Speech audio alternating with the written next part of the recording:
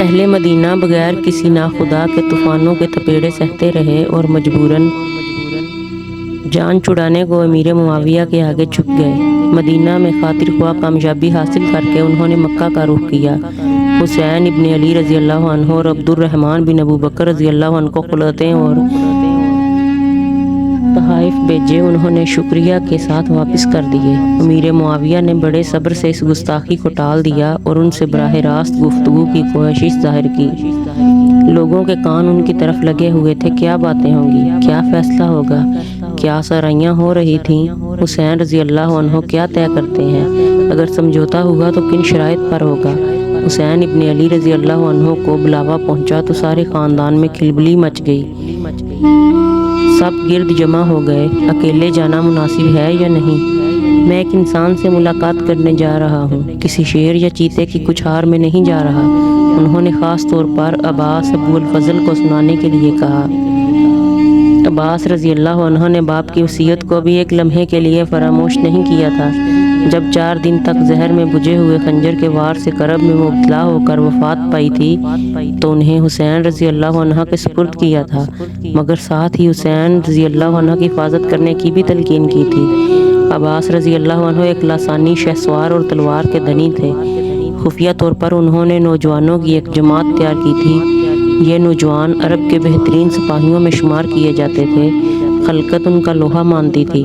عباس کے ساتھ ان بہادر نوجوانوں نے بھی حسین رضی اللہ عنہ کی حفاظت کی قسم کھائی تھی۔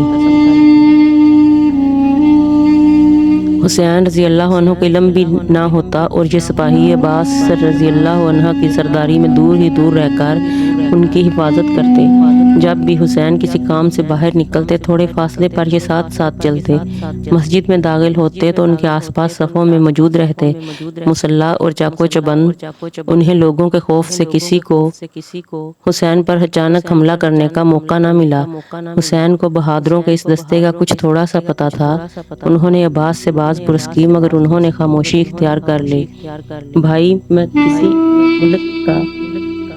کسی ملک کا بادشاہ نہیں جس کی حفاظت کے لیے مسلح دستے کی ضرورت ہو۔ مجھے ڈر بھی کس کا ہو سکتا ہے؟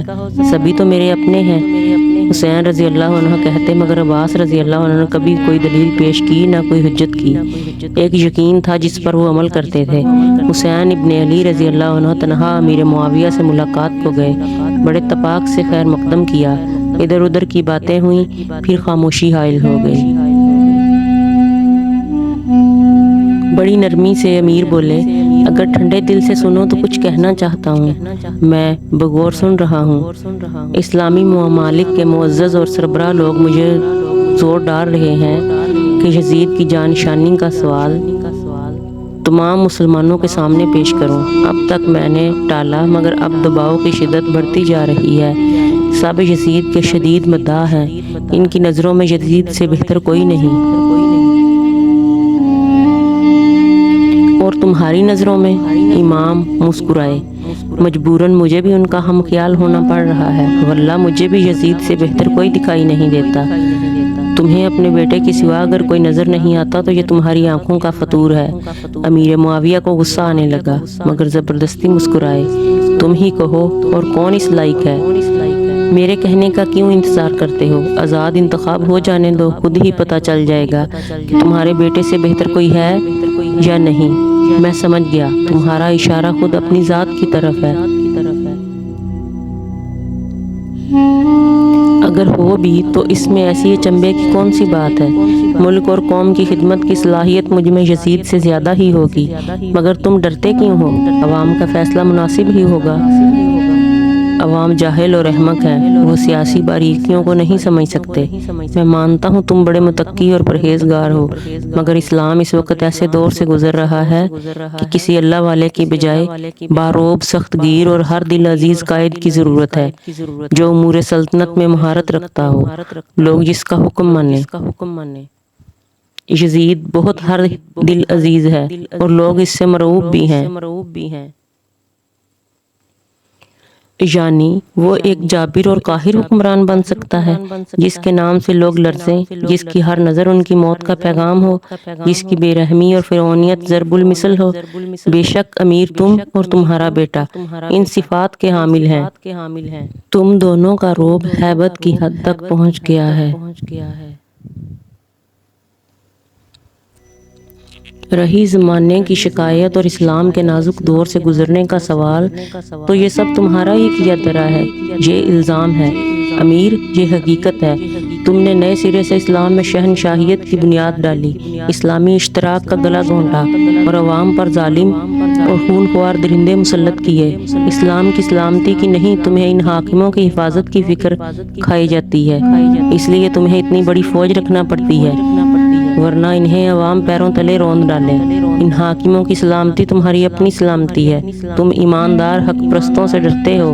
اگر خلافت کسی نیک نہاد شریف خداترس کے ہاتھ پہنچ گئی تو یہ حاکم منمانی نہ کر پائیں گے، ان کے افعال کا محاسبہ ہوگا، مگر تم اور تمہارے حاکم کسی قسم کے محاسبے کے لیے تیار نہ ہوگے۔ یا حسین، کیسی باتیں کرتے ہو؟ میرے تمام ماتحت انتہائی خدا ترس، منصف المزاج اور حلیم الطبع ہے۔ خدمت خلق ان کا واحد مقصد زندگی ہے۔ حسین سنجیدہ طبیعت کے انسان تھے۔ بلند آواز سے قہقہہ لگانے کی نہ ہی انہیں عادت تھی، نہ زمانے نے کبھی اجازت دی، مگر اس وقت وہ اپنی ہنسی نہ روک سکے، بے سختہ ہنس پڑے۔ اللہ معاویہ، یہ تم بڑے ہی دلچسپ انسان ہو۔ تم نے اپنے دربار میں اس قدر مسخرے بھر لیے ہیں کہ ان کی صحبت میں تم بھی تماشا بن گئے ہو۔ کیا واقعی تمہارا ایمان ہے کہ تمہارے حاکم خدا ترس ہیں، یا یہ تمہاری لا علمی ہے؟ بخدا دونوں ہی صورتوں میں عام انسان کی بد نصیبی ہے۔ تمہیں اپنے حاکموں کے کرتوتوں کی خبر نہیں؟ وہ تمہاری آنکھوں میں دھول جھونک رہے ہیں یا تم ان کی پردہ پوشی پر تلے ہوئے ہو؟ جو بات تشت زبام ہے کیا تم سے چھپی ہوئی ہے؟ تم اتنے نادان ہو تو خلافت کے اہل نہیں۔ جاؤ کسی نابالغ بچے سے پوچھو تو بتا دے گا کہ تمہارے ماتحت جو تمہارے عزیز و اقارب اور دوست ہیں دنیا کے بدترین حاکم ہیں، بے کسوں اور مجبوروں کا خون نچوڑ کر اپنے محلوں کی بنیادیں استوار کر رہے ہیں۔ ناچ رنگ شراب و کباب ان کا واحد مشغلہ ہے۔ سب تمہارے پاپوش بردار تمہارے بیٹے کی بد کرداریوں کے رازدار ہیں۔ انہی کے کندھوں پر یہ تمہارا تاج و تخت سجا ہوا ہے۔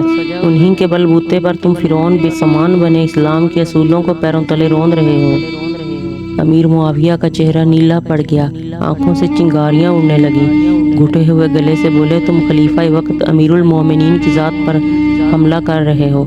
حسین ابن علی، تم یہ بھول رہے ہو میں ایک ایسے شخص کو امیر المومنین ماننے سے قاصر ہوں جو جان بوجھ کر اسلام کو تباہی کی طرف لے جا رہا ہے۔ تم انتہائی غیر ذمہ دار ہو۔ تمہارا بیٹا تم سے 4 ہاتھ آگے ہے۔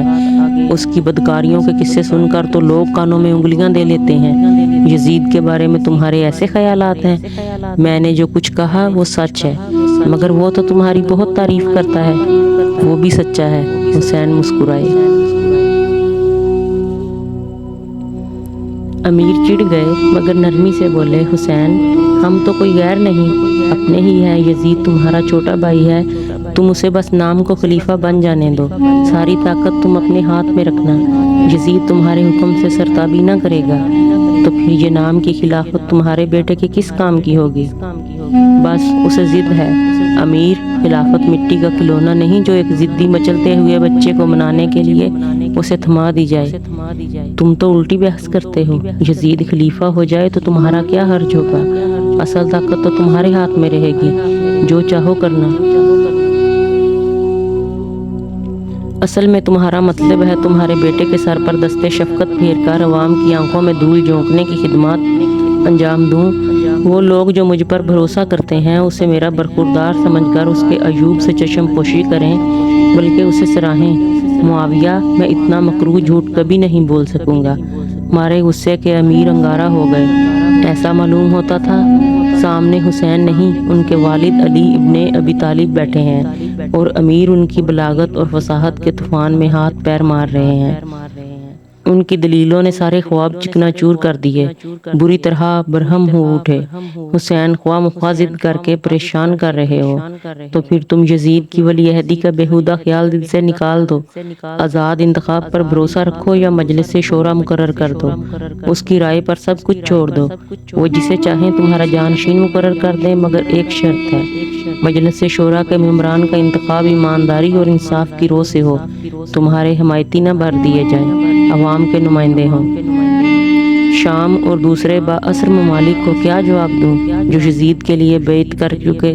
وہ تو میرا جینا دوبھر کر دیں گے۔ نہیں، اگر وہ حق پرست ہیں تو سچی اسلامی قدروں کی وقت کریں گے اور تمہارے شکر گزار ہوں گے کہ تم نے انہیں ضمیر فروشی سے بچا لیا۔ وہ ہنسی خوشی کبھی یزید کی حمایت نہ کریں گے، سب اس کی نازیبا حرکتوں سے نالاں ہیں، صرف تمہارے خوف سے خاموش ہو گئے ہیں۔ حسین، تم ان باریکیوں کو نہیں سمجھتے، عرصے سے گوشہ نشین بن بیٹھے ہو، تم کیا جانو حکمت عملی کس چڑیا کا نام ہے؟ میں نے سستی یا کاہلی کی وجہ سے گوشہ نشینی اختیار نہیں کی، تمہاری مصلحتوں کا شکار ہے۔ میں نے اپنا وقت زیادہ ان باریک گتھیوں کو سلجھانے میں گزارا ہے، انہیں تم سے زیادہ جانتا سمجھتا ہوں۔ رہی حکمت عملی تو تمہارے اس فن کو میں گناہ سمجھتا ہوں۔ وہ تمام عیوب اور بے عنوانیاں جو عوام کی ہلاکت کا باعث ہوتی ہیں، جنہیں دور کرنے کے لیے اسلام نے کفر سے ٹکر لی، تم نے حکمت عملی کی آڑ میں پھر سے زندہ کر دی۔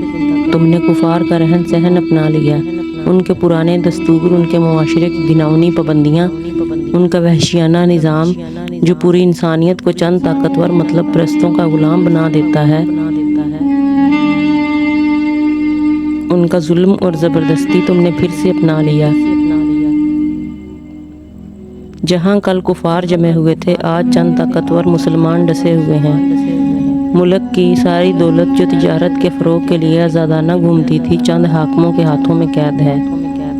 سونا چاندی جو تبادلہ اشیاء کے استعمال میں آتے تھے، اب تمہارے محلوں کی سجاوٹ میں لگا دیے گئے ہیں۔ ساری دولت چند انسانوں کی نجی ملکیت بن گئی ہے، کروڑوں ہاتھ خالی ہو گئے ہیں، سنت و حرفت کا خون ہو رہا ہے، علم و فن کا گلا گھٹ رہا ہے۔ تم اپنے عیش کا سامان بیرونی ممالک سے منگاتے ہو، تمہارے کاریگر کے ہاتھ شل ہو گئے ہیں، تجارت ٹھنڈی پڑ رہی ہے، بیکاری ملک میں دن بدن بڑھ رہی ہے، عام انسان کے منہ کا نوالا چھن رہا ہے۔ لوگ تمہاری اس طرز حکومت سے نالاں ہو چکے ہیں، ان کی زبانیں بند کرنے کے لیے تمہیں زیادہ سے زیادہ فوج اور ہتھیار جمع کرنے پڑتے ہیں، جس کے لیے دولت تم انہی سے کھینچتے ہو جنہیں یہ ہتھیار موت کے گھاٹ اتارتے ہو۔ امیر معاویہ کو اپنے بیٹے کی ہر ادا پیاری تھی، وہ اپنی حسین اور آزادی کی متوالی ماں کا خون اپنی رگوں میں لایا تھا، تند مزاج اور خرانٹ تھا، انہیں اس کی ہر ادا پر فخر تھا۔ اس کے کتے اعلیٰ نسل کے تھے اور تازہ گوشت کے سوا کسی چیز کو منہ نہ لگاتے تھے، اور انسان سوکھے ٹکڑوں کو ترس رہے تھے۔ اس کا ایک چہیتا بندر تھا جس کا نام اس نے ابو القیس رکھا تھا، وہ روز مخمل اور کم خواب کے کپڑے پہنتا تھا اور زرنگار گاڑی میں کوچہ و بازار کی سیر کو نکلتا تھا، مگر حسین ابن علی رضی اللہ عنہ نے یزید کی کچھ ایسی مضحکہ خیز تصویر کھینچی کہ امیر برا فروختہ ہو گئے۔ تم بال کی کھال نکال رہے ہو، انہوں نے جھلا کر کہا۔ یزید خوب رو ہے، عورتیں اس پر فدا ہیں، نوجوان اور زندہ دل ہے۔ ایک شاعر کا دل سینے میں رکھتا ہے، اسے حسن سے عشق ہے، یہ تو اس کی نیک دلی کا ثبوت ہے۔ اچھے لباس اور خوشبو کا شوق تو سنتے رسول صلی اللہ علیہ وسلم ہے۔ حسین رضی اللہ عنہ کے چہرے پر غم و اندوہ کی گھٹا چھا گئی، گل گور آواز میں کہا، یہی تو اس دور کا المیہ ہے، اسلام اور سنت رسول صلی اللہ علیہ وسلم کو مسخ کر کے اپنی غرض کے لیے مکروہ بے معنی پہنائے جا رہے ہیں۔ تمہاری ان دلیلوں پر تمہارے درباری اور پاپوش بردار دادے تحسین دیتے ہوں گے، لیکن صاحب عقل ان باتوں کو خوب سمجھتے ہیں۔ اپنی آنکھوں سے اسلامی روایات کا خون ہوتے دیکھ رہے ہیں اور دم بخود ہیں۔ مگر یاد رکھو امیر، عرب قوم وقتی طور پر کبھی دم مار کر بیٹھ جاتی ہے۔ کھوٹا سکہ زیادہ دن نہیں چلتا، ایک دن صبر کا پیمانہ چھلک جائے گا، تمہاری ساری پیش بندیاں مفلوج ہو جائیں گی، خواب پراگندہ ہو جائیں گے۔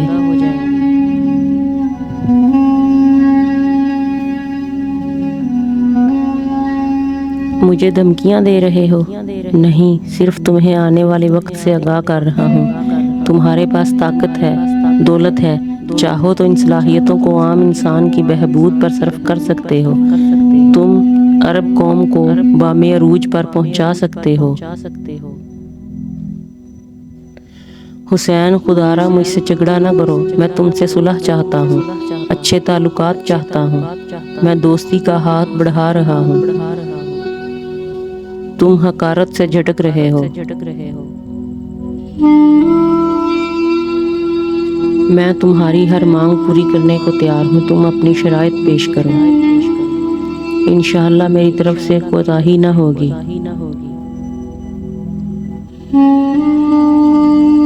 بس میری ایک ہی مانگ ہے، عرب قوم کو جینے کا حق دو، اپنی فوج کے بل بوتے پر نہیں، کھلے میدان میں اپنے بلند کردار کے بل پر، اپنی صداقت اور انصاف پسندی کے سہارے انہیں کچلے بغیر ان کے دلوں کو جیت لو۔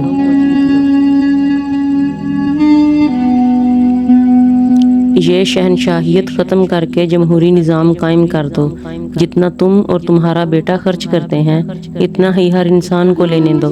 نالائق اور نااہل حاکموں کو معزول کرو، ملک کی دولت عوام کی بھلائی اور بہبود کے لیے صرف ہونے دو۔ جیسا کہ رسول اللہ صلی اللہ علیہ وسلم اور دوسرے خلفائے راشدین کے زمانے میں ہوتا تھا، تب عرب قوم ساری دنیا پر چھائی ہوئی تھی۔ معاویہ چڑ گئے، تمہیں دنیا کا غم کیوں کھائی جاتا ہے؟ حسین، ملک گیری کی ہوس دل سے نکال دو، مجھ پر فتح نہ پا سکو گے، میرے صبر کا زیادہ امتحان نہ لو۔ دوستی سے بڑھائے ہاتھ پر انگارے نہ ڈالو، پھر بعد میں مجھے الزام نہ دینا کہ میں نے مروت نہ برتی۔ واللہ میں کتنا برداشت کر رہا ہوں، میں نے تم کو خلعت بیچی، تم نے مارے غرور کے واپس کر دی۔ یہ میری سخاوت اور دریا دلی کا جواب ہے۔ امیر، دنیا کا غم میرے نانا رسول اللہ صلی اللہ علیہ وسلم کا غم تھا، یہ غم انہوں نے مجھے ورثہ میں دیا ہے۔ میرے نانا کی امت کے دکھ درد میرے دکھ درد ہیں، میں اپنے ورثہ سے کیسے منہ موڑ لوں؟ میں تمہاری دریا دلی اور سخاوت کی نشانی ایک خلعت کیا کروں گا؟ یہ خلعت میری قوم کی برہنگی کی پردہ پوشی نہیں کر سکتی۔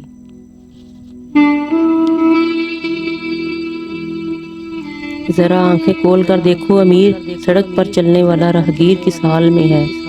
اس کا لباس پیوند سے داغدار ہے، پیر جوتے سے محروم ہیں۔ سنا ہے تمہارا چہیتا بیٹا ایک لباس کو دوبارہ نہیں پہنتا۔ امیر، تم نے عرب قوم کی عورتوں کے سر سے ردائیں نوچ لیں اور اپنے محل کی رقاصاؤں اور کہباؤں کو اطلسوں کا مکواب پہناتے ہو۔ بس تم میری شان و شوکت دیکھ کر جلتے ہو۔ امیر نے چوٹ کی۔ حسین رضی اللہ عنہ مسکرا دیے۔ معاملہ اس کے برعکس ہے، تم میری تہی دستی سے جلتے ہو، بلکہ ڈرتے ہو۔ اپنی لمبی چوڑی فوج اور سنگین قلعوں کے باوجود تم مجھ فقیر سے ڈرتے ہو، کیونکہ خدا نے مجھے قناعت کی وہ دولت بخشی ہے جس کے مقابلے میں تمہارے سارے زر و جواہر ماند ہیں۔ تمہاری شان و شوکت کھوکھلی ہے، بخدا تم مجھ سے میری ریاست نہیں چھین سکتے، نہ ہی اسے خرید سکتے ہو، اس لیے دستے سوال پھیلانے پر مجبور ہو۔ مگر یہ میرا ورثہ ہے، یہ بیچا نہیں جا سکتا، جیسے میری رگوں میں دوڑنے والا خون نہیں بیچا جا سکتا، نہ اسے مستعار دے سکتا ہوں کہ یہ ورثہ بھی میری ملکیت نہیں، میری قوم کی امانت ہے۔ اتنا کہہ کر حسین ابن علی رضی اللہ عنہ اٹھ کھڑے ہوئے۔